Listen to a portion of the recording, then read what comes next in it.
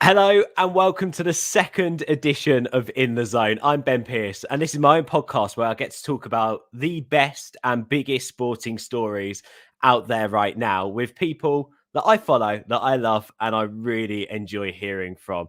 On the show today, we've got another packed one. Bit later on, we're going to be talking once more to Joe Hewlett, who's a boxing expert at Planet Sport, about week 2 in fight camp. We're going to catch up with Joe over the next couple of weeks about all things boxing, as there's some big fights coming up. And one of the big fights this weekend is Galahad against Dickens 2. It was a fantastic start to fight camp on Saturday. I think we'd all agree on that. And week 2 is going to be even more explosive. We're going to expect a few knockouts this weekend. So I'll talk to Joe a little bit about that later on. The second and middle part of this sandwich of amazing guests, I must say, is Stephen. You may know him as EsteemedKompnay. He's a Manchester City YouTuber. The breaking news as we're recording this is that Grealish to City looks more or less done. A British transfer record. But that isn't the only big transfer that Manchester City are being linked with this week. No, Kane's gone AWOL from Tottenham Hotspur training. So could it be that a double British transfer record is set this summer and it's all evolving around Manchester City? Will Grealish and Kane join the club? We'll talk to Stephen in a little bit about the dream world he's currently living in. But I want to start this podcast, not so to speak on a sporting story, but on a general theme that I think we're going to be hearing from football clubs over the next couple of weeks. As the season starts, all the hard work from pre-season. So I'm joined today by a former pro for Manchester United, Exeter City as well, Alan Tonge. Alan, thank you for coming on, buddy. You've played under some greats of the game. You've played with some greats of the game as well. Of course, the best manager of all time you played under, Sir Alex Ferguson. So I thought it'd be great to get you on and chat a little bit about the effects and what players go through over the pre-season to get to that starting point at the start of the season. So in my head right now, the best place to start is for you to tell us a bit about your early days before heading towards first team football. Can you remember back what it was like as a young lad getting back to the club, getting back to pre-season? What did that feel like? Yeah, Ben. I arrived at United from school, so I joined the club as for full time at 16. So the biggest step for me was kind of like going in as a 16-year-old, and because they were all housed under one roof back when I played, like they were all based at the Cliff.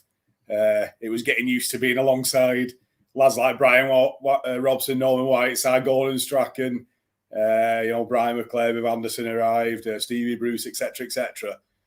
Because it only seemed like 5 minutes from then, they were like posters on my wall as a schoolboy and stuff like that. And then you're with them.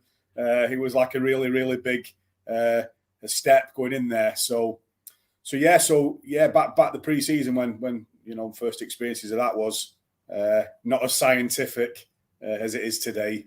My first conscious memory of pre-season when I was at United was Sir Alex had got like a massive coach, took part in the Cliff training ground, told all the lads to get on first team Resi's apprentices, and we ended up at Heaton Park. So imagine that in the modern day, everybody clambering off the coach. And it was the assistant manager back then was Archie Knox, and we had Brian Kidd in there, and they just said, okay, follow me. So everybody, this mass of players, 60, 70 players, all running around Eaton Park doing hill work, lots of different sprint set up. So we did that for an hour or two and then clambered back on the coach and then back over to the Cliff. So the pre-season days, at least a couple of weeks worth of fitness, a lot of demanding runs, a lot of aerobic stuff, lung bursters, a lot of sprinting, just getting yourself that level of fitness in order to tackle the games and then the season to come. I'm going to definitely ask you about some of the stories of those players that you've mentioned in pre-season and what it was like having pre-season under the great Archie Knox and Sir Alex Ferguson as well. But I just want to start, Alan, on the ratio of pre-season. You mentioned there a lot of it's about fitness. What's the percentage? How much time do you spend doing the running drills and the agility drills and the fitness side of things compared to having the ball at your feet? Yeah. And being overly tactical on the training field with different drills with the ball. Yeah. So back when I played, you wouldn't see a ball for a week or two, but because obviously that's quite a number of years ago now, I think the modern game is more based on the measurements that players have. So a lot of data, Ben, will be recorded from players from season to season. in relation to, certain fitness tests. There's so much scrutiny these days on players, like everything's captured, isn't it? So back in my day, like you're looking at a couple of weeks of fitness work really, and maybe a little bit of ball work just to get touches and, little passing pieces of work. But a large percentage would be different runs, different length of runs, stamina-based stuff, short-based stuff. I remember like Kiddo used to lead the group. There's some famous pictures that I've been seeing over the last couple of weeks of different squad photos. Brian Kidd's at the front of them, like the early 90s stuff with Cantona and, a few of the other, the class of 92 lads in there. I think that was at Littleton Road where it was taken. And Kiddo always used to say, stay with me for the first week or so. No one was allowed to pass him. And what he was doing, he was just gauging. He used to sort of gauge that the players were getting ready to build up and, and bypass him. So it's almost like, another sport where everybody's trailing the sort of the leader. And then as soon as the leader says, right, off you go, you can go and start bursting then and sort of getting to your own like high levels of fitness, as it were. So yeah, Ben, a lot of things on the clock, time runs. The goalkeepers had a nightmare. They were always miles and miles behind the players. We used to have like poke a bit of fun at them. Lads back then was like Jim Layton, Gary Walsh, absolutely miles behind in pre-season. But like anything else in any groups, you'll always get your fit lads. You used to sort of like your marathon runners who used to always be at the front. The lads that used to sort of stay in the middle of the pack, and the lads I think who used to just take the time and build the fitness up slowly. So that's how it was. You're looking at a week, 10 days of good fitness work, and then the pre-season games start then for a few weeks, 2 or 3 weeks, and then into the start of the season. So all in all, about 6 weeks pre-season in my experiences, but in the modern day, getting shorter and shorter and shorter to work with players due to demands, due to late season finishes, due to international tournaments. So yeah, there's not as much time these days to plan, prepare, and get stuck in. Joe, I've got so many questions just off the back of your answers there. And I think it all stems from the fact of everything you've just said. And the questions I've got in mind is that I know what I'm like when I go and have a week in Lanzarote. And how I feel before I go to Lanzarote, having to try and get that beach bod ready versus how I feel like once I've come back because I've overindulged with that beach bod that was never quite ready anyway. So I think it's really interesting that we expect, and there is an expectation on professional footballers, because they're professional footballers, to go, right, the season's over. And if they have, for instance, got a full summer, which hasn't happened recently, I think your wording there of modern day is quite interesting, and it's something we need to talk about, because also the current modern day is not even the modern day, because we're within this massive fixture congested couple of years because of the pandemic, and we've had the tournaments, the Euros, overrun, and we're having the season start earlier a bit this year. And there's absolutely loads of, so to speak, different factors here as to why a club can't have a stable pre-season at the moment. So I suppose the first question I want to ask is, let's rewind back to your point on what you make there about the squad being together, taking 70 odd players from reserves to some of the youth players to the first team squad to a park and being able to actually train for 10 days on fitness and then start getting the ball at the feet. That's not possible at the moment for clubs, is it? We're seeing now, even with my own club, Manchester United, Jadon Sancho, new signing, he's not going to be there until Friday. And ultimately, Friday is a week before the season starts. Did you ever have that as a player back in the day? Is this a new thing where players, have staggered holidays because of, country-based competitions and bits and pieces like that? Did you ever stumble across these factors when you were back in pre-season? No. We were sort of, you might have got the APs, like the apprentices, back in a week or so before like the first team lads arrived, but there wasn't big gaps back then. So I think it's challenging. There won't only be Man United who's sort of suffering with this a little bit, but it does disrupt the plans to an extent. Don't think there's many players at the moment who's been involved who were regulars last season within the pre-season games. I think like Wan-Bissaka's only had, not too sure if he's had like 2 halves. I think Mason Greenwood's had a little bit of a run. But bar him, The lads who've represented the countries in the Euros have had extended breaks and gone off on holiday. So it's going to take a little bit of time to unite everybody. I know we've got a friendly on Saturday that might be an opportunity for Ollie to put a few more regular first teamers in there. But going into Saturday after Leeds at home, it's going to be interesting because, you know, you're relying on a good training week and the professionalism of some of the players to hit the ground running. And as been seen, I think last season we didn't. We started quite poorly. I think we lost a few of our opening games. I think Tottenham gave us a bit of a hiding at Old Trafford. So I think if we start slowly this season, Ben, I think it might be really poor, really bad, because we have a tough end of autumn sort of time coming up where we play. I think it's about 7 games where we've got Arsenal, Liverpool, Man City, Leicester, Spurs all in a little window. So if we don't gather some points early and get a good start, there could be more pressure put on us to try and pick up points against the so-called tougher teams.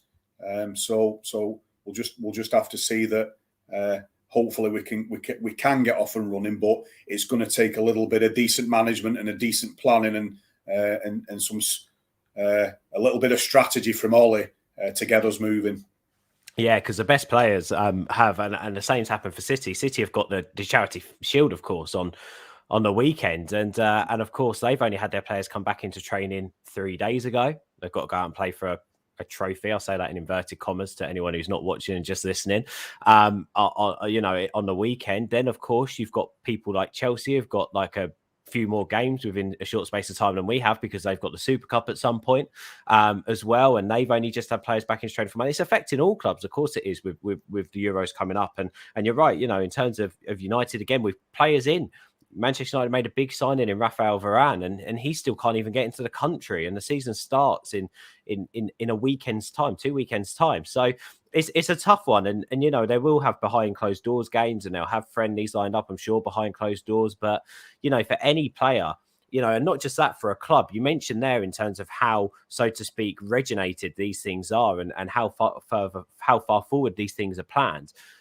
You've got players who have spent those 10 days without a ball at their feet and done their fitness. You've got players like Paul Pogba having to run around pitches before joining in with the team to do extra fitness because they're not there yet. It's obviously really weird for clubs to have to go through these, so to speak, changing of the guards. Like they're having to really, like, so to speak, judge each player on their own, and it's an odd one for me.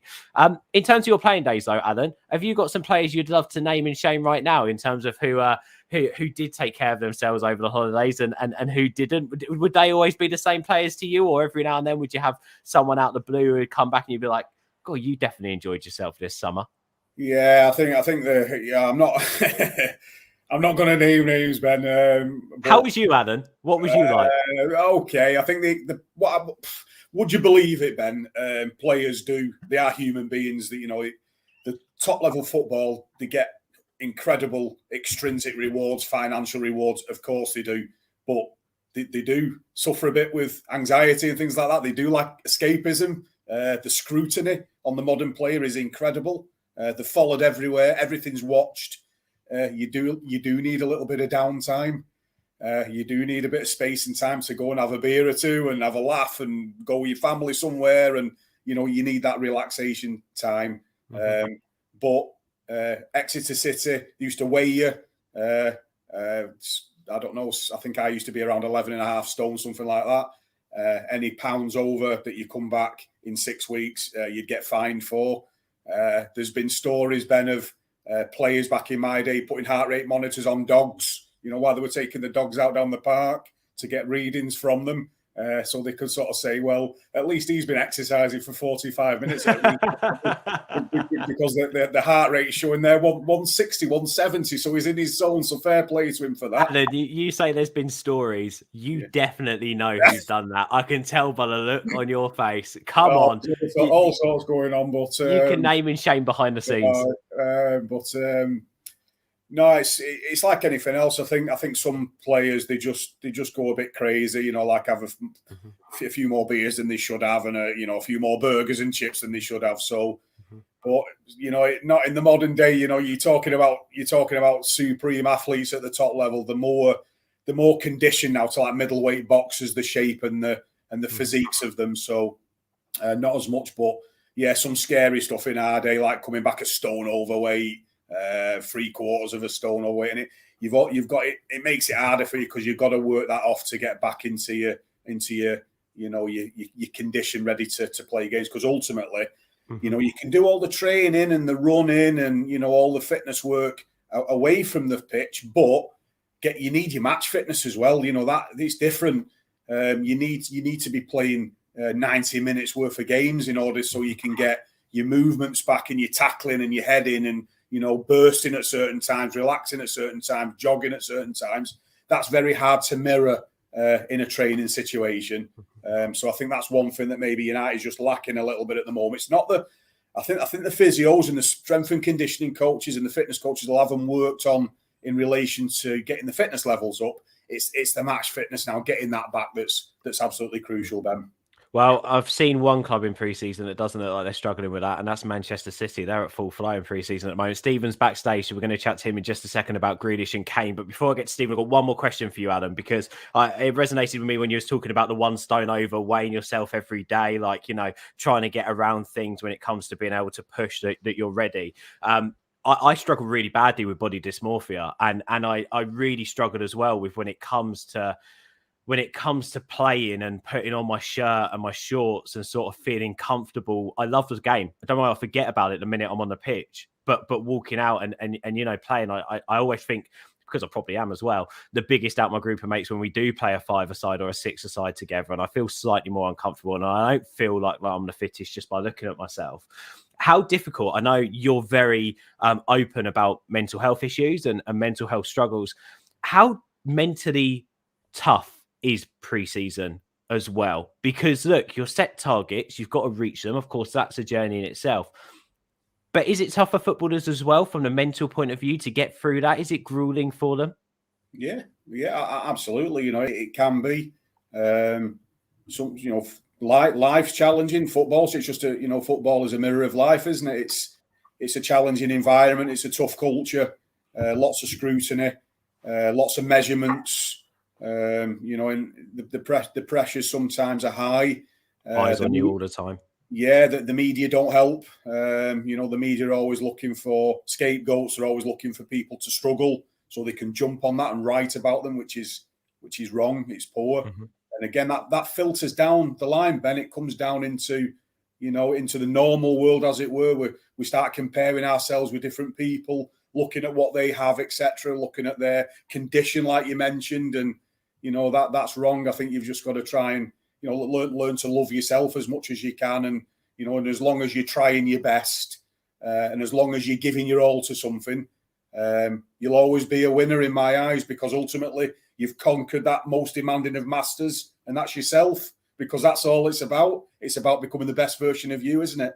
So that's me take. Yeah, mentally tough in pre-season, of course it is, but these guys, the privileged, they're well rewarded, and it's tough for everybody, Ben. It's not just about tough for footballers, is it? It's tough for all people in all walks of life.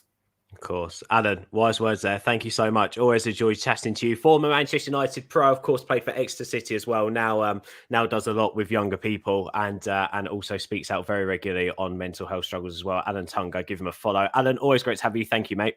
Cheers, Ben. Thank you. Cheers, pal. Thank you. And we'll talk in the new season, right? From pre-season to something that always happens in the summer. That's chats about the transfer window and the biggest transfer stories. Look, last week we spoke to Jonathan Johnson, who's a French CBS football correspondent.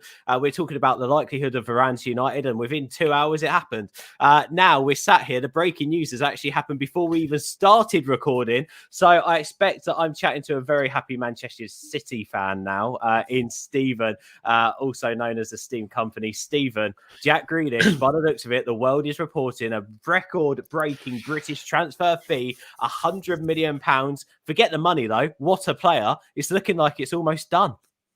He's good. He's a pretty good footballer. And yeah, to be honest, everything points towards one direction. I mean, even the most ardent Villa fans aren't denying this anymore, and they've been trying. But he's going to be a Manchester City player, and I'm very excited because he's fun. He's the exact reason you watch football, in my personal opinion. Not you personally, but most people do, because you want the players who beat people, you want the players who score goals and run and create things. And he's a bit of a maverick. He's clearly a little bit of a rough diamond as well in some ways, but he's a fantastic player, and it's always exciting. He's a superstar in the making. That's what Grealish is. That's why he's so exciting, in my personal opinion, because he's just an awful lot to like. And I think probably won't be quite as quick as the Varane one, where within 2 hours. I think it might be tomorrow that this will happen now. But either way, yeah, this is a pretty good time to be a Man City fan. Can I quickly ask on the deal? We're talking about the fact that maybe it won't happen as quickly, but it does feel like over the past week, this deal is just for such high money at stake, and in terms of two clubs having a chat about this, because let's face it, it wasn't, so to speak, looking like it was going to be as nailed on as it is now a week ago, and all of a sudden it's just gone boom through the roof, and now it's looking like we're just days away from it happening. Even whispers about him potentially being available for the weekend. I mean, ultimately, the City have done well here, haven't they, with this deal? They've really done well with it. Yeah, well, I mean, it's a lot of money, so Villa were probably never going to turn it down. And there's some rumours that he had a 100 million fee release clause anyway, so it probably wasn't the hardest deal to complete in the end, really, because it's almost hard for Villa to turn down a British record transfer fee, because it is, given the fact that Grealish isn't, and I mean this with all due respect to Aston Villa, he isn't currently a Champions League club or a top club, really. Aston Villa are a very good club, but they aren't currently what many people would deem a top club. And I'm sorry to any Aston Villa fans who may catch this, but I'm just trying to be as objective as possible there. So what I will say is that, sorry, I was nicking a coffee before I came on, so I'm all like, needing to clear my throat now. Excuse me. You get like a frog in your throat and so on. It's all the Grealish stuff. It's been too going on. It's too hype inducing. But it's too much for you. It's too much. Yeah, but basically, it's a really it's a good deal for Manchester City, and it's not a good deal financially. But what I will say is a good deal in terms of in the long term. I think many people won't be questioning the money that we spent. What I would guess, and I've seen reports suggesting this, that the deal will be very much weighted as well towards the higher end of the fee when it comes to things like add-ons and stuff like that. And I wouldn't be surprised if, look, I mean, they might, I don't know what it is, but we as a United fan, I think Martial had an add-on that was like if he wins a Ballon d'Or or something like that, like that we get a certain amount of money and stuff. So there's always these crazy fees that seem like, oh, why is that in there? But no one complains if he wins Premier League Player of the Year and plays for the next 6-7 years for Manchester City and wins a whole bunch of trophies and personal accolades if he paid 100 million, because he's been worth every penny by anyone's metric, really, at that point. I guess the point I'm making is it seems crazy right now, but it depends on what he could be, eventually in the long term. And he's if City will look at him as someone who could maybe step into the long-term boots of Kevin De Bruyne and maybe step into the long-term boots of Ilkay Gundogan and people like that. And I mean, you're thinking like world-class footballers here, of the highest tier footballers. So of course, City are going to spend big on someone who could potentially step into their shoes for the next 7 or 8 years. Because De Bruyne, like, he's not old, but he's 30 years old now, Gundogan's the same. Like, it's very possible that Gundogan, De Bruyne could start to, go on the downward slope for the next couple of years. And then Man City will be like, well, we've got Grealish and we've got Phil Foden, and sadly it looks like Bernardo wants to leave, so he's probably Bernardo's replacement as well. So it's a good signing in the sense that I think it ticks an awful lot of boxes for Man City. We didn't need it, of course. I can't say we needed him, but I think he does improve the squad, and I think in a notable way personally. Also, what I love about things like this, and sorry if I'm butchering his name, but if it was a United fan, I'd be saying everyone. But Sheikh Mansour, right, is the owner of Manchester City. Sheikh Mansour. People look at these and look at 100 million and go, oh, so Sheikh Mansour's walked to a bank account, taken out 100 million pounds, and he's just going to go and give it to Aston Villa right now for the transfer of Jack Grealish. We all know that's not how deals happen. That this fee will be paid over 4-5 years. Like, ultimately, it's one of those where people go, oh, financial fair play, and it's just like, look, at the end of the day, you don't know the first of a business or how transfers work. It's not FIFA. And I think ultimately £100 million, what you're buying here with Jack Grealish isn't just a very exciting footballer, someone who's had to work hard to get to where he is now, being potentially, the most expensive player in British history at this point. But also what he brings in a number of different areas, commercially, the way he inspires people. We've just seen in terms of the footballer he is. He's a superstar. He's a superstar. Having footballers like that can transform the image of a football club as well. And I think it's important for football clubs to have people like Marcus Rashford, Jack Grealish, and I know they're not painting him great light at the moment, but even Harry Kane, where he came from, what he had to do to get to where he is, it's a great story, and these footballers need stories to be made what they're worth. Is what I'm trying to say. There's an undeniable marketability of Jack Grealish. Yeah, I mean, I think he's different to some. I think he's different to Rashford, who's made got headlines for fantastic very calf. ultra. He's got Fantastic incredible calves. Fantastic calf. He's essentially the epitome. I mean, it's not in a bad way. It's not really my thing. I'm not into Love Island, but he's that plus Peaky Blinders. He's like that. Those worlds combined, which are two of the biggest cultural things of the past multiple years in UK culture. And so you can see why he's absolutely loved, because I think most young lads, they won't admit it, but I don't think they even know it themselves, but they kind of want to be Jack Grealish. They want to be this guy who's a little bit of a maverick, who's like a handsome fella. Say it. I mean, I don't. He's not my... No, go on, Stephen, say it. Stephen, say it. Say what? I don't know what you want me to say. I want to be Jack Grealish. That's what you are. I certainly don't want to be Jack Grealish. He's like a little bit of a Beckham clone in that way, and I'm comfortable with who I am personally. But if I was, I'm not a Jack the Lad type, but he's literally the epitome of the Jack the Lad. He's a bit edgy, he's a bit silly, he's a bit of a maverick. He gets pissed on the streets and all that kind of stuff. He's had a few kind of like light scandals, if that makes sense. So he makes him a bit edgy and so on. He plays football with his socks rolled down and all this kind of stuff. He's just a bit of a rock and roll star in that way, and there's not many footballers around like that, which is why I think Jack Grealish captures the imagination of so many people, because he is a bit rock and roll. He's a throwback to the 70s, 80s era of footballers, in my personal opinion. There's not many footballers around that these days, because footballers are all like super professional, super clean cut and all that kind of stuff. And Grealish is there rolling around on the floor pissed sometimes, and he's been photoed doing all that kind of stuff. Very young person behavior stuff, but I think people find him refreshing because he just is who he is at the same time while being brilliant at football. And I can't deny the appeal for that. It's obvious that, especially when you add the fact that he's a ridiculously good footballer as well, which he is. He's a fantastically good footballer. Yeah, I mean, let's talk about how good a footballer he is then, because we've spoken about the fee, we've spoken about his lifestyle. Let's talk about what he does on the pitch. I mean, obviously, he's going to win you. Do you know what? During the Euros, I got fed up with the amount of times they turned around and said he was the most fouled player 2 seasons in a row. So I won't say that. What I will say is, apart from winning you a load more free kicks, what is Jack Grealish going to bring to this Manchester City side? And does he go straight into your first 11? Where do you sit with that right now? I think he won't be playing as a left winger. I think he'll be playing. City play the 2 false 8, so 1 DM, then 2 attacking midfielders, which they obviously made kind of famous with David Silva and De Bruyne a few years back with Fernandinho. And I think he challenges Gundogan to be alongside Kevin De Bruyne in midfield. I think Foden will stay out wide on the left. Obviously, Grealish can play there too, but I think he'll play in that inside kind of left position as a number 8. And that's where he's been really, really effective as well, often for Villa. And he's like, when he plays a number 8, he's one of the most progressive passers and dribblers literally in the league. He's right up the top of if you've got like a chart with like dribbles and passes, he's right in the top corner. He's ridiculously productive in that way. And one thing I think Grealish brings to a City is a little bit of unpredictability. Like, I wouldn't say City are, we've got great players, so we're not entirely predictable, but everyone knows how Manchester City play. And I think the one thing City have been lacking in midfield, and we've seen a little bit occasionally where Foden's picked the ball up in midfield, but he's often out wide instead, is a little bit of drive and energy through the middle, because City have become a relatively slow side, I would say. De Bruyne's got a bit of pace, but he's lost a little bit due to constant injuries, unfortunately.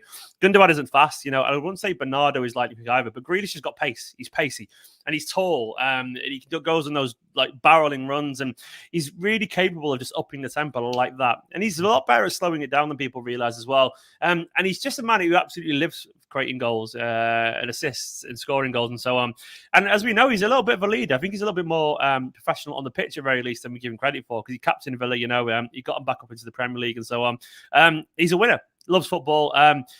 And once again, he's got magic, and that stuff is important. So I think we'll see him in that inside left channel, linking up with Phil Foden, which is a mesmerising prospect. Hopefully, Harry Kane will be in the middle, getting on the end of those crosses. But we'll see. I think we'll see something like Foden on the left, Grealish alongside Kevin De Bruyne, with Mahrez or Sterling on the right, with hopefully Kane in the middle, which is it's ridiculous.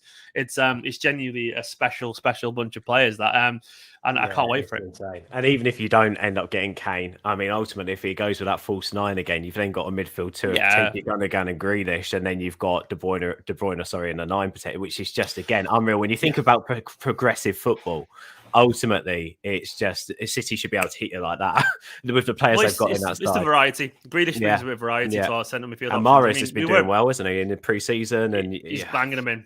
He's not had any games over the summer, and he's playing like a man who hasn't had any games as well in the summer. And Cancelo as well. He's They're both informed because Cancelo had to isolate, so he wasn't involved in the Euros. Oh, yeah, of course.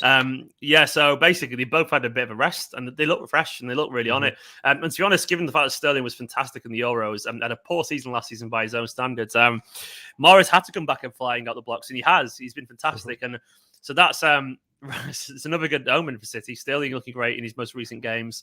Morris in form. Grealish coming in. Don't know. I think Foden's still injured currently. He's got a little bit of an injury. Obviously, he had it with the Euros as well. But it's a chocolate block squad at the front.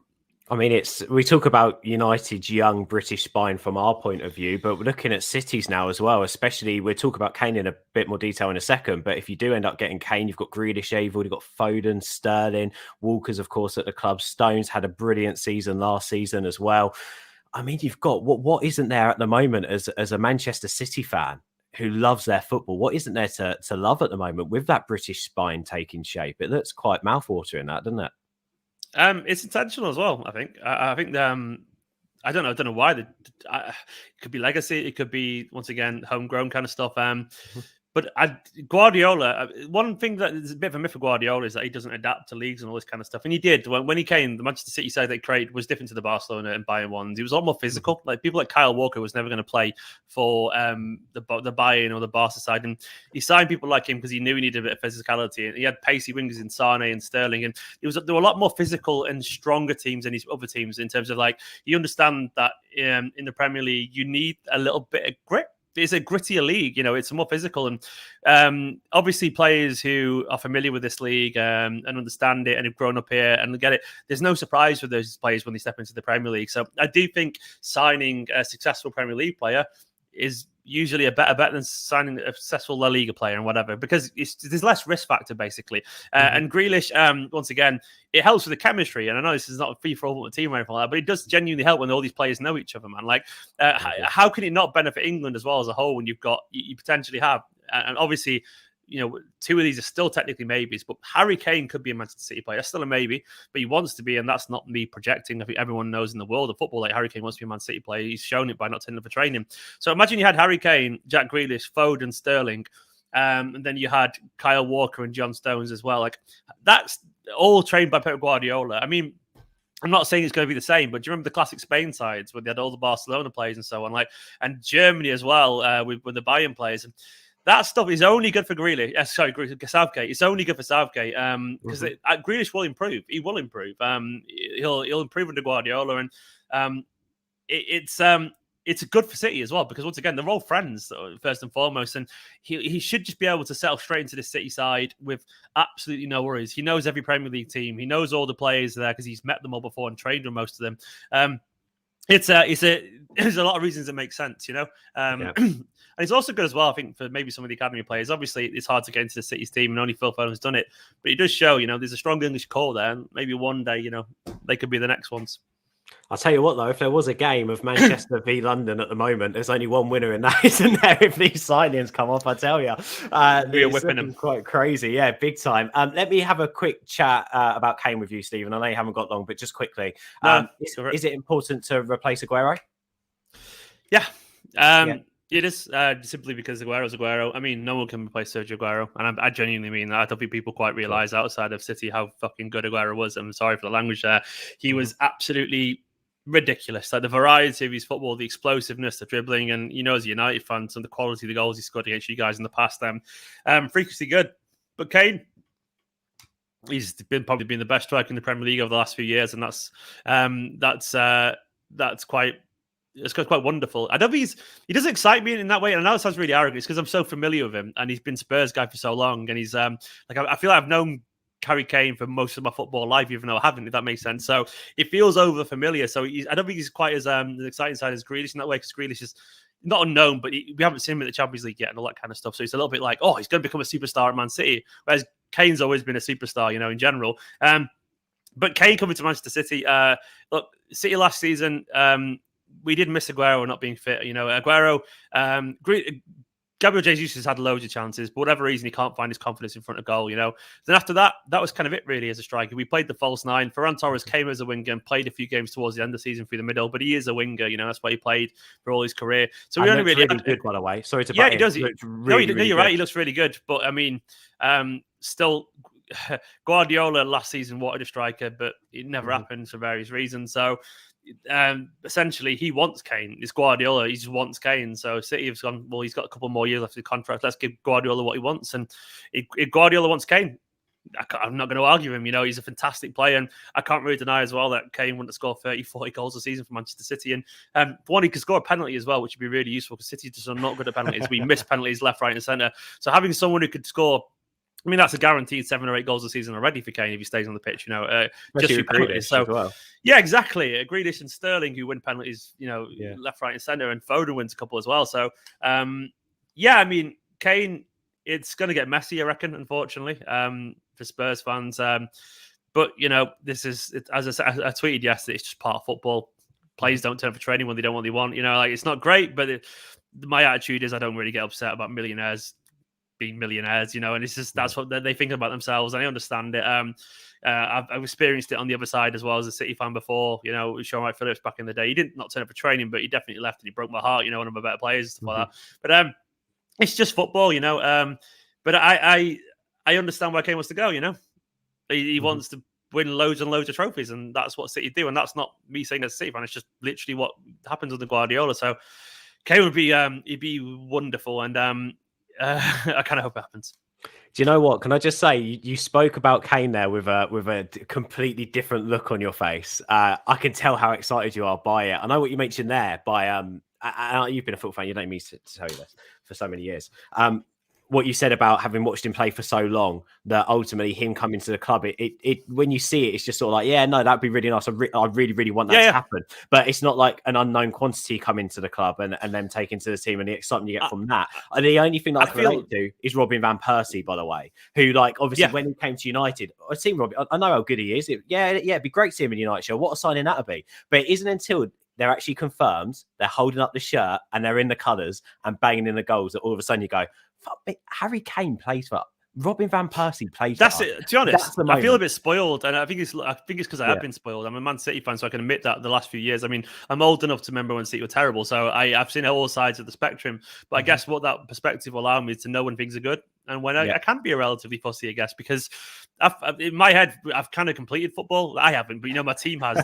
We could win the Champions League, of course, but football, I've seen more or less everything other than one thing, and football's great. It's great. And so I feel like Kane doesn't excite me in the way that an unknown quantity does, because when you've watched your team win so many trophies, which it feels like as well, you just look for interesting stories. And I wouldn't say Kane, from my perspective, is the most exciting story because Harry Kane is the Spurs guy who I feel like I've seen everything he's ever done ever, because he's omnipresent in football culture in the UK. But I must admit, I think it will sink in massively if he comes to Man City, because then I'll see the quality that he's got. We'll see him just put the kind of chances away that most people just flap or whatever. We'll see him linking up with Kevin De Bruyne and Grealish and Sterling and people like that. And I'll probably realise just how good he is. Even though I know it, I think I'm probably wanting something a little bit sexier as a transfer, like a Haaland or something like that. You know what I mean by that? Like someone where it's an unknown quantity, someone who can become. I guess what I'm trying to say is that my wants from football are very much someone to feel like our own. You know what I mean by that? Yeah. That's why I love Phil Foden breaking through to finally have an academy player, given the last one was Micah Richards. It's just nice to have someone that you can relate to become a superstar. And we've been lucky as a City fans to see the likes of David Silva and Aguero and so on become superstars. And De Bruyne has become the superstar at Manchester City as well. He was already obviously pretty successful over in Germany, but he's become a superstar at Manchester City.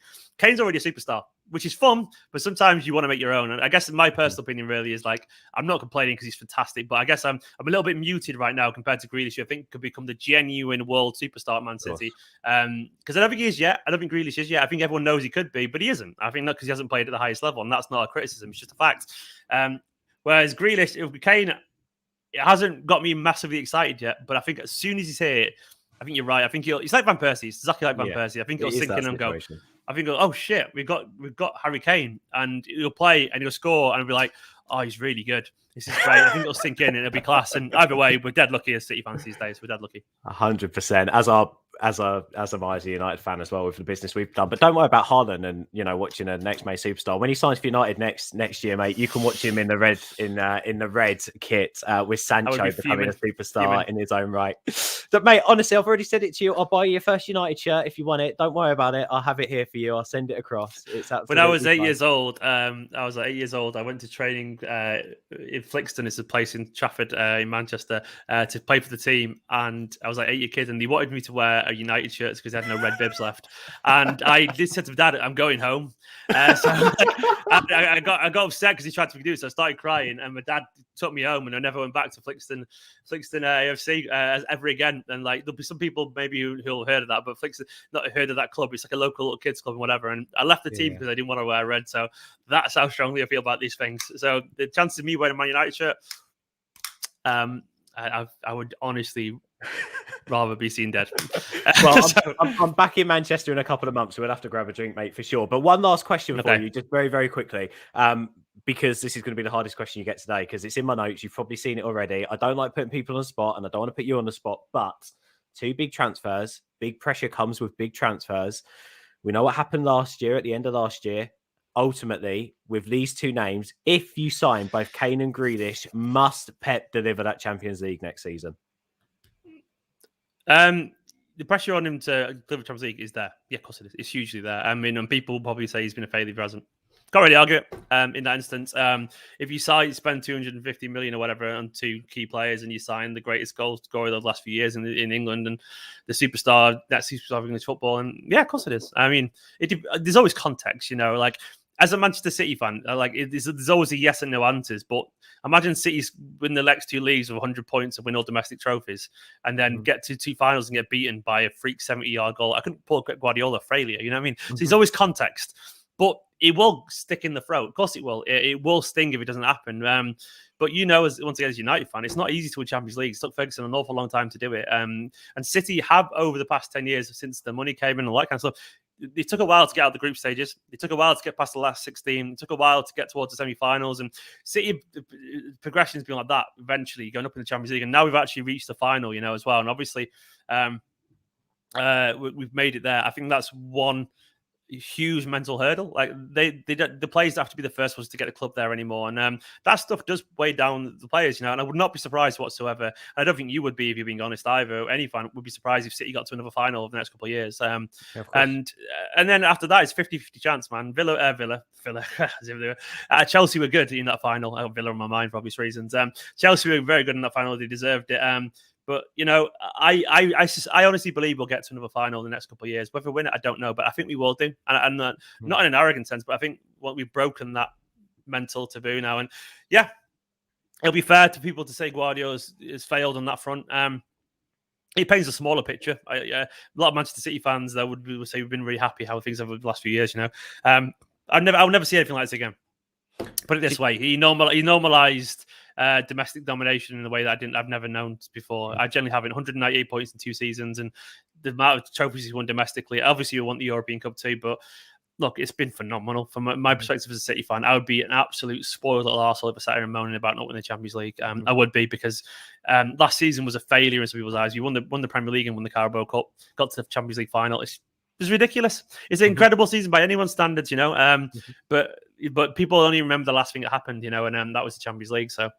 Do you know what frustrates me as well with some opinion pieces? It's like, yeah, this is why he must win a Champions League. So, well, but what if he doesn't? Then what? And it's like, what, you expect City, just because he hasn't delivered a Champions League, to sack the best manager in the world? Where do you go after Pep Guardiola? Exactly. Ultimately, it is... You don't. You don't. No. It's only...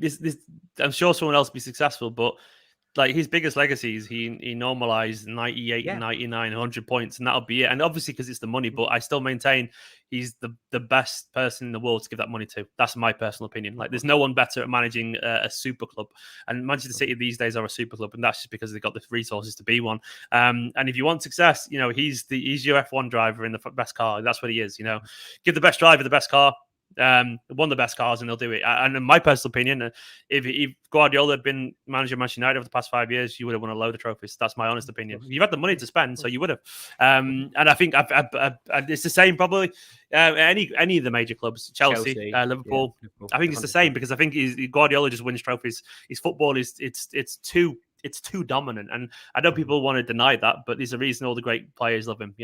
Some people don't like him, of course. He's always been contrarians, but there's a reason all the cerebral great footballers love him. The ones that are known for their thinking of the game. Your Xabi Alonso's, your Philip Lahms, and your Chavis, and the Estes, and so on, and Kevin De Bruyne, and people like that, and David Silva. It's because he thinks in a way that people don't, not many people do. So the game's going to be worse when Guardiola goes.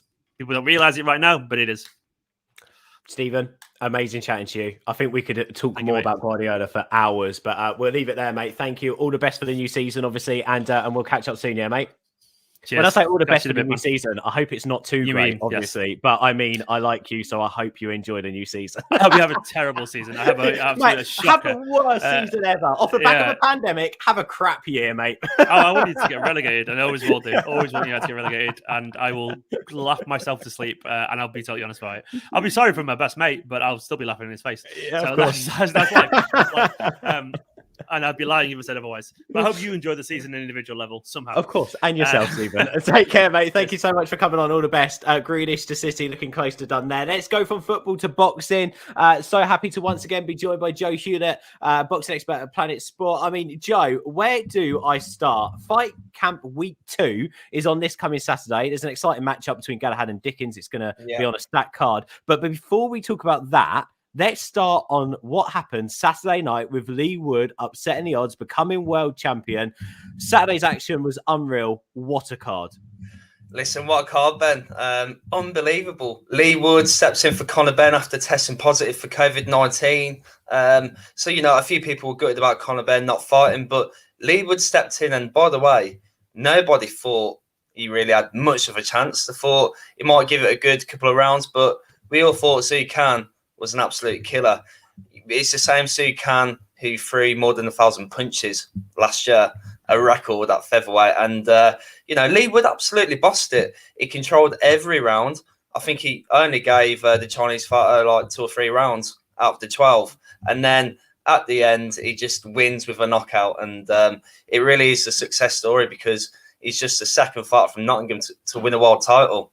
And it's under Ben Davison, possibly the hottest property when it comes to a UK trainer right now. I mean, we both said we fancied Zhu Can Zhu, because obviously why wouldn't we? That punch output, you don't live with that. But ultimately, the game plan, everything about what Leigh Wood done in that ring was exceptionally thought about and then pulled off. You really did see Student carry out the mental's work, didn't we, in the ring on Saturday night with Leigh Wood? An exceptional game plan. How much credit does Ben Davison deserve for this win? It must be the biggest of his career, surely. A lot of it. I mean, it's quite staggering, really, because he does get quite a lot of criticism on social media. People say he's a cheerleader or a boxer-sized Ben, isn't it? Boxer-sized Ben is a phrase. Boxer-sized Ben, that is the old chestnut. But listen, he's working with Josh Taylor, the best fighter at 140, an undisputed champion, working with Ben Davison. And he's now got a world champion in Leigh Wood. No longer do we associate Ben Davison with Tyson Fury. He is a trainer in his own right. And honestly, tactics he implemented on Saturday night were just sensational. Do you know what I've never understood in some ways? I know how close him and Billy Joe Saunders are. I've never understood why Billy just hasn't stuck with Ben Davison. Just seeing how Ben Davison fighters fight, knowing how Billy Joe Saunders fights his best fight, I don't understand why that team isn't dominating world boxing. Maybe because it's too late now. Maybe that's why. Maybe if it was more in Billy's early days, and I know he was always a coach, Ben Davison, for Billy, but wasn't actually his full-on coach, so to speak, the man in the corner. I just think that between the two of, I just think that would be the best partnership that Billy could have and the best partnership that Ben could have as well. But that's for another discussion, Joe. Let's talk about the other big news from Saturday night. We sort of heard the talks were happening, but Smith Fowler was announced after Fowler's win. Let's have a quick little early look towards that fight. Is this something you're excited for? Can you see anything but an explosive fight here in Liverpool? Oh, it's going to be a brilliant fight. It's two lads from Liverpool at the Echo Arena. Oh, it's now the Marks and Spencer Arena, but it's the Echo Arena, let's be honest. And not snazzy, is it? That no, it's going to be fireworks. And I'll tell you why, because like Anthony Fowler, he's a bit like Marmite. You either love or hate him. And Liam Smith is one of the most passionate people in boxing that I've ever spoken to. When you collide the two, it's going to be fireworks, 100%. Anthony Fowler got the winning on the weekend. Don't think he was that impressive, but he did have a baby on the same week, so you can kind of excuse that. Liam Smith should have won his last fight out in Russia. I still think he's around European level, and he's probably a level above Anthony Fowler at the minute. So when you put the two together, I think both are going to go toe-to-toe, and I do believe there will be a stoppage in the fight. Could you imagine that Liverpool crowd as well? Packed out arena. I cannot wait for that. Let's move on to this Saturday. Hopefully we'll get the headline fight on this card, Joe. Galahad and Dickens too. First of all, give us a little insight to what went down during their first fight and the journey to the rematch of where we are now, because they've both come through an awful lot, haven't they? They really have. So both first fought in 2013, and Galahad won by TKO in 10th round. It was actually a really good fight. Galahad's not a big hitter, but he did get the knockout in that fight. And since then, I mean, Jazzy Dickens went up and down. He's had a few defeats, and everybody writ him off, really. And then he won the MTK Golden contract, and that elevated him back up the rankings. Whereas Kid Galahad, he fought Josh Warrington. Many thought he won. I thought he probably nicked it. I was going to say, do you think he nicked that fight? I thought he nicked it, yeah. But at the same time, I do believe as a challenger, you have to rip the title away. And I don't think he did that. He actually... That was my issue. That was my issue. Yeah. And also at times, as he was on, so to speak, the defensive, a bit like we've seen Leigh Wood keeping that distance, he looked awkward at it. And I think sometimes that doesn't help. I can't remember who it was. I think it's Darren Barker in commentary was talking about Cullen for the fight against Yildirim. You know, you have to be on your toes. Like, you have to be showing them something. And Yildirim wasn't showing anything to the judges to nick the close rounds. I think that was the issue with Galahad for me during that fight against Warrington. Wasn't the game plan, wasn't the fact that, you know, it's debatable who won. It was very debatable who won. I could have given it either way. But for me, in those close rounds, Galahad just didn't do enough, and he looked a bit awkward, and he didn't ooze that confidence he maybe needed to rip that belt away. No, exactly. But since then, Josh Warrington didn't want the rematch, and I don't really blame him because, you know, the styles didn't gel. But it's a great opportunity now for these two to collide once again for the featherweight world title, the IBF strap. And I think it's going to be a really good fight because Dickens has improved, Galahad has as well. So I expect a competitive fight, but I do have to back Galahad to win on points. Yeah, 100%. It feels like as we just said then, every fight since that Warrington defeat has been a must win as he piles on the pressure all the time, doesn't he, for the Warrington rematch? You mentioned then, of course, the styles make fights and entertaining fights. Unfortunately, that didn't happen with Galahad and Warrington. But do you think that is another fight that Galahad's going to shout for next if he beats Dickens? What happens for the winner? Could it be Leigh Wood? Who knows? Yeah, I mean, everybody's going to fancy Leigh Wood now, even though he put a sensational performance in. I mean, it's the easiest fight to make because he's part of the Matchroom stable. So, I mean, Josh Warrington's got a fight in September. And then I believe if he comes through Lara, which I believe he will do, then I think he'll fancy his chances against maybe Leigh Wood. But like you said, the unification stands out, and that is a potential option. Do you know what I think would be a great fight? And everyone's sleeping on a little bit. Hopefully, of course, I hope Warrington comes through Lara. But say he doesn't, I think Lara and Galahad would be a fantastic fight. Fantastic fight, because Galahad's good at everything that you would say is potentially a weakness for Warrington. Yeah. And the way that these fights gel, Lara went and done to Warrington what basically Galahad tried to do, plus had this explosive power when he was on the inside and when he was able to let his shots go. Lara and Galahad would be a great fight down the line. Maybe that's the next. Maybe if Warrington sees him off, Warrington goes and has a bigger fight. Let Lara and Galahad fight it out. You know, maybe then let Dickens and Wood fight it out. What just an amazing... We could have a featherweight tournament. World Boxing Super Series, we could make that. What I'm quite intrigued with Maurizio Lara, he looks an absolute killer back in March. But the thing is, he's now going to be in Headley Stadium full of 20,000 Leeds United fans, throwing points, shouting, singing. So let's see how he deals with the pressure. And also, he's only 22. This is going to be his biggest payday by far, the rematches. So let's see how he copes with all of that, because we saw what happened to Andy Ruiz, didn't we? Yeah, 100%. I can't wait before that fight, by the way. We'll have to get you on before then as well, so we can chat about that. A few more fights to talk about on this next fight camp card on Saturday, of course, on the zone.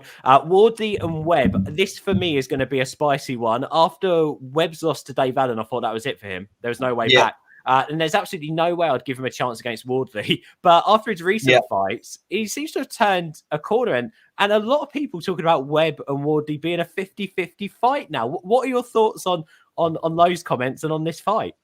Well, Ben, like you said, he did lose to Dave Allen, so I feel like when I look at his record, I mean, I should take him more serious, but I just think when you lose to Dave Allen, I think it shows a bit of a weakness in your game if you're losing to him inside the distance. So based off that, you have to still have Fabio Wardley as the favourite. You know, he did beat Eric Molina and a list of other names. He's got 10 knockouts in a row, and you know, Webb has lost a couple of times inside the distance. So you imagine it's going to be a classic heavyweight fight where both of them go toe to toe, and whoever lands that big punch first wins. And I do believe Wardley has more of the ability to handle the pressure, having fought the likes of Molina beforehand, and I expect him to break him down in the mid rounds. Better conditioned as well. Yeah, exactly. Webb doesn't show up to a fight, you know, unprepared. And I think that's one thing. He's also experienced enough to know that this is a big opportunity for him now. Ultimately a loss, and that's it. I really feel that he can't come again, whereas Wardley potentially could come again.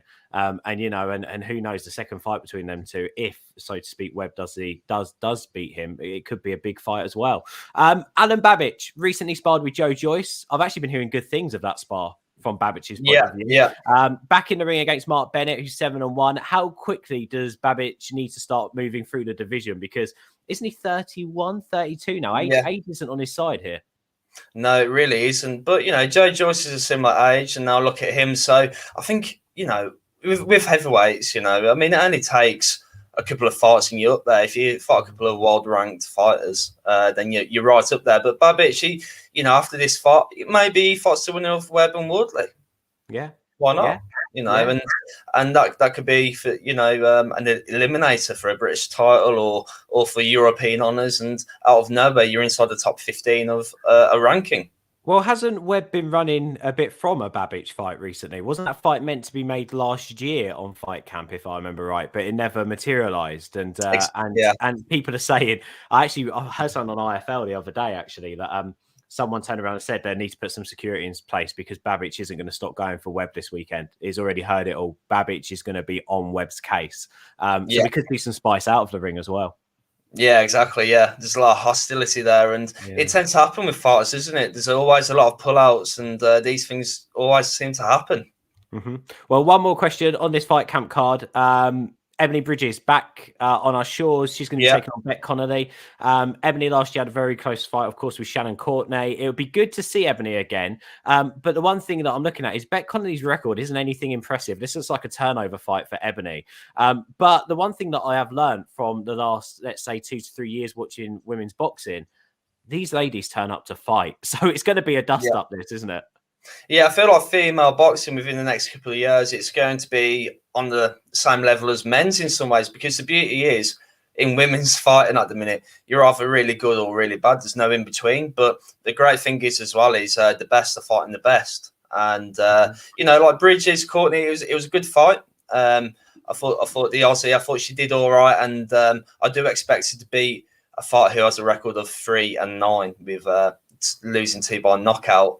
She's a character. She's interesting. Whether you like or hate her, you want to watch her. And that's what boxing's all about, isn't it, Ben? Yeah, 100%. And there's other fights on this weekend. We haven't really got time to cover them, but maybe I'll just get a couple of quick answers from you. Lee McGregor fighting, and of course as well, Mick Conlon also fighting. I think they're happening Friday, aren't they? Are they Friday night? Do you reckon they're both going to be able to get the wins that they need? Well, with Mick Conlon, Ben, I'm not too sure on him. I'm not really that convinced. He hasn't looked good in the last couple of fights, and it's against TJ Doney, a former world champion, and he really needs to pull something out of the bag because he might be on the fringes of a world title shot, but he doesn't look too good, especially in his last 3 or 4 fights. So it's a bit of a crossways fight for him, in my opinion. Is he still coached by Adam Booth? Yeah. Sure So it makes it even more bizarre that I haven't really seen major improvements with him over the last couple of years. But you know, with some fighters, Ben, they're more suited to the amateurs rather than the pros. Yeah, True. That is true.